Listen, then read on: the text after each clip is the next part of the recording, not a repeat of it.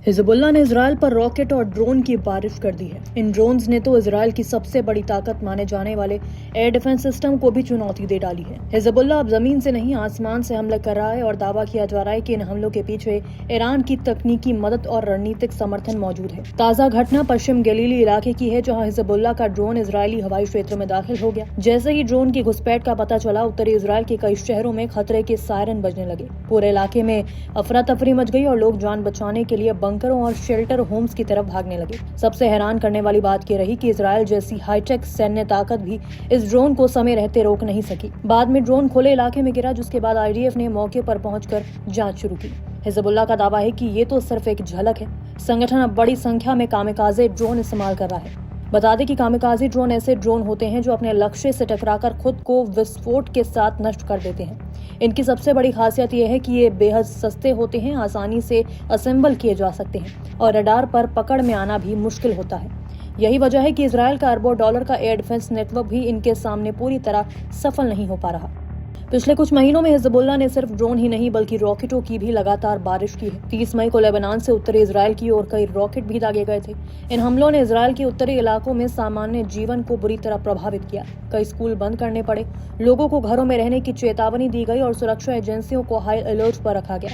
Hezbollah के इन हमलों के पीछे एक बड़ा संदेश माना जा रहा है। संगठन दिखाना चाहता है कि इजरायल चाहे जितनी आधुनिक तकनीक और हथियारों से लैस हो, उसे पूरी तरह सुरक्षित नहीं माना जा सकता, खासकर तब जब उसके खिलाफ छापामार युद्ध और ड्रोन तकनीक का मिश्रण इस्तेमाल किया जाए।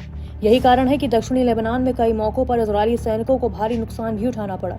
हालांकि इजरायल भी चुप बैठने वाला नहीं है। हिजबुल्लाह के ड्रोन हमलों के बाद आईडीएफ ने दक्षिणी लेबनान और टायर शहर में कई हवाई हमले किए। इजरायल का दावा है कि उसने हिजबुल्लाह के सैन्य ठिकानों, हथियार भंडारों और कमांड सेंटरों को निशाना बनाया।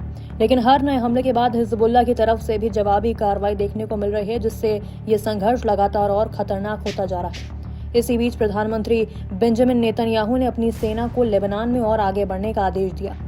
नेतन्याहू ने कहा कि इजरायल उन इलाकों पर अपनी पकड़ मजबूत करेगा जो लंबे समय से हिजबुल्लाह के प्रभाव वाले क्षेत्र रहे हैं। इजरायली सेना पहले ही लितानी नदी तक पहुंच चुका है और अब जहरानी नदी की दिशा में आगे बढ़ रही है।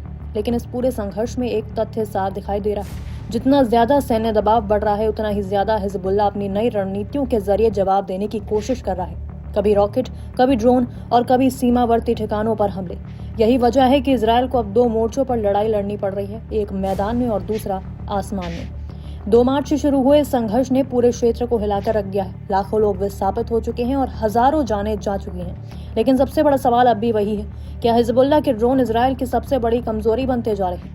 क्या ईरान के समर्थन से हिजबुल्लाह पहले से ज्यादा ताकतवर होकर उभरा है? और क्या नेतन्याहू का नया सैन्य अभियान इस आग को बुझाएगा या फिर पूरे मिडल ईस्ट को एक और बड़े युद्ध की तरफ धकेल देगा? फिलहाल आसमान में उड़ता हर ड्रोन और सीमा पार दागा जाने वाला हर रॉकेट यही संकेत दे रहा है कि ये लड़ाई अभी खत्म होने से बहुत दूर है।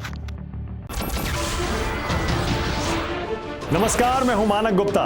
अगर आपको हमारा ये वीडियो पसंद आया हो तो इसे लाइक और शेयर जरूर करें और हाँ, हमें सब्सक्राइब और फॉलो करना ना भूलें ताकि आप देश और दुनिया की कोई खबर मिस ना करें। तो जुड़े रहिए हमारे साथ और देखते रहिए न्यूज़ 24।